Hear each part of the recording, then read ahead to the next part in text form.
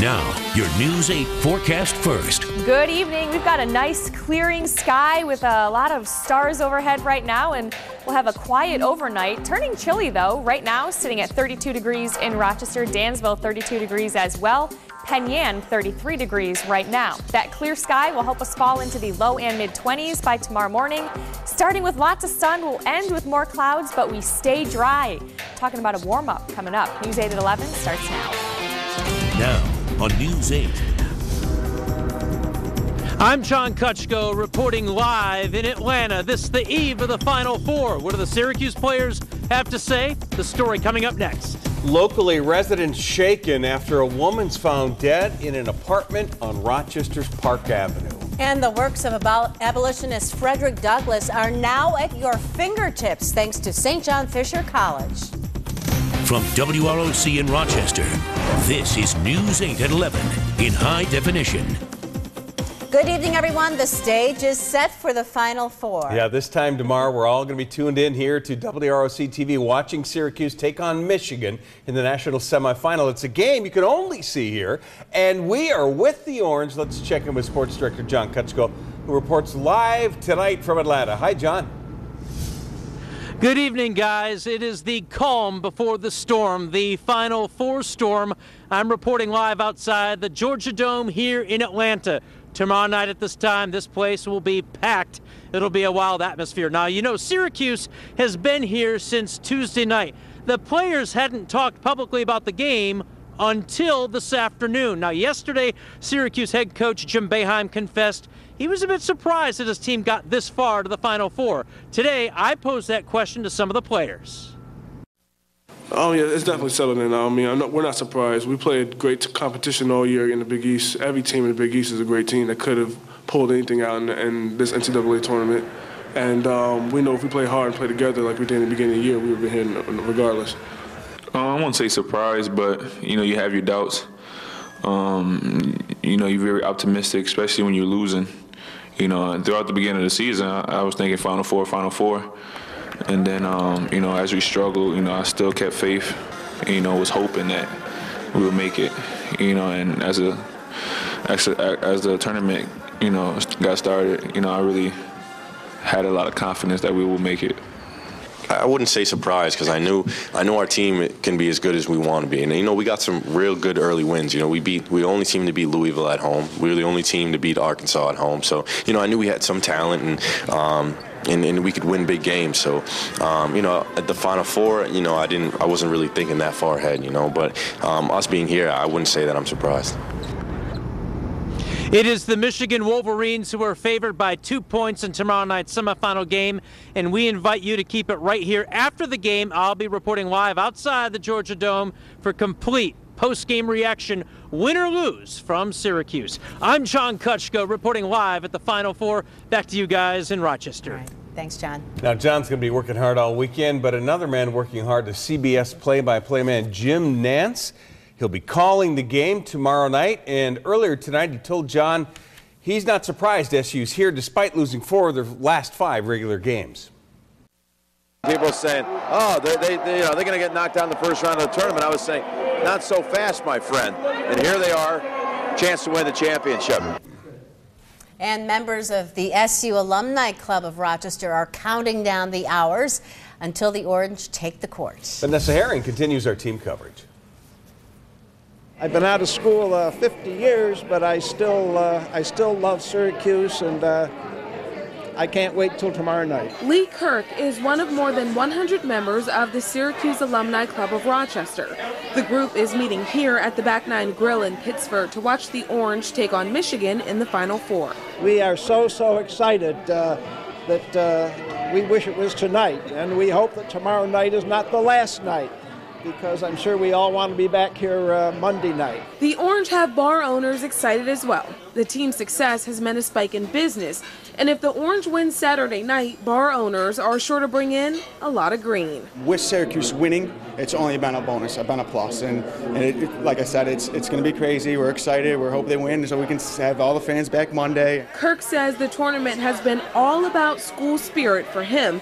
He's proud to be an alum and is hoping to cheer the team all the way to a national title. I'm hoping to see Syracuse beat Michigan by 6. The Alumni Club is going to have its own reserve section tomorrow night. They say about 40 people have already signed up, but they know they're going to bring friends, and of course other Orange fans are going to be there, so it's sure to be packed. Yeah, it is, and just look for the orange. Can't go wrong. You can't go wrong. Thanks, Vanessa. Thanks, Vanessa. Well, tomorrow is that big game. Syracuse against Michigan, the national semifinal, and tip-off is scheduled for 8:49 right here on Channel 8. And do not forget, you'll find all sorts of unique content about SU and the tournament on rochesterhomepage.net. You can even see all of John's high-resolution pictures from Atlanta. He's been snapping shots all week. Just look for the March Madness icon on the front page. Tonight we focus on Kodak, and you can once again buy a Kodak camera. Take a look. This is the new Kodak Pix Pro. It's made by JK Imaging, and they signed a deal with Kodak earlier this year to use the name to put on the cameras they make. The Pix Pro is a 16 megapixel camera with a 36 times optical zoom, and it can take HD video. Right now you can buy it through the Home Shopping Network for about $200. New at 11, a big announcement from the Rochester Philharmonic. It has a new board chair tonight, or the board of directors has chosen Dawn Lipson as chair-elect. That means she will be taking over in August.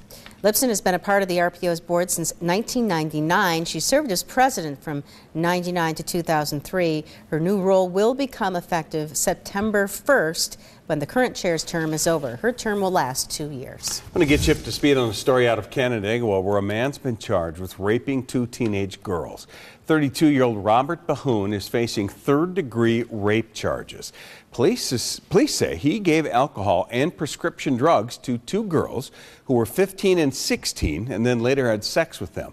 Both these incidents, according to prosecutors, happened between January and March of this year. Bahoon is in the Ontario County Jail. For the second time in 2 days, Rochester police are investigating a suspicious death. Police were called to an apartment this morning on the east end of Park Avenue near Colby Street.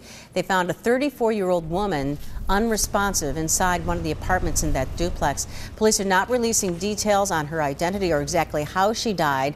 They are sending a message to neighbors, telling them, don't worry. This is a neighborhood that is, generally very safe, and it's, at this point, I don't think this is something that we have to, the neighbors have to be real worried about, that there's someone, running around that's violent. It's kind of shocking, it's not every day that you just see 10 police cars and all the black cars around, because this is kind of like the nicer, quiet part of Park Ave.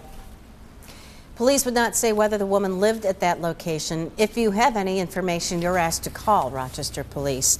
In the meantime, there has been an arrest in connection with yesterday's suspicious death. This is 44-year-old Antonio Ortiz Jr. of Rochester, and he is facing murder charges. Police say he killed 64-year-old William Fergus at the Keller Park Apartments on Seneca Manor Drive. Fergus's body was found yesterday morning around 7:30. Ortiz is being held tonight in the Monroe County Jail, and police are still investigating. A developing story, Rochester Animal Services is making improvements, this in reaction to an independent study. The city ordered the study of the facility and its operations, and it found that sick animals were being housed with healthy ones, dogs were underfed, cat cages too small, and euthanasia rates were higher than national averages. The Animal Services Director says all the animals are well fed and according to its veterinarian's guidelines, but says they do have limited budgets.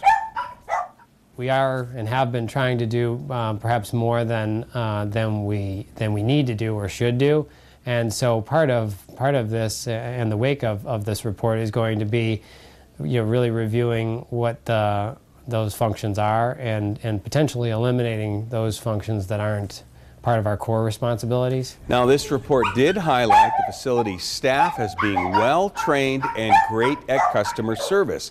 And it also praised the shelter's medicine program and vaccinations. Happening right now, students at St. John Fisher College are pulling an all-nighter to help those fight cancer. The student organization Colleges Against Cancer and the American Cancer Society are holding the 12th annual Relay for Life. Teams started walking about 6 this evening, and they will walk through the night until 6 tomorrow morning. Organizers say cancer touches everyone. It's really important because so many people are affected by cancer. Virtually everybody, really, because whether it's your direct family or a relative or neighbor down the street, everybody is affected by cancer. 100% of the proceeds will go toward the American Cancer Society.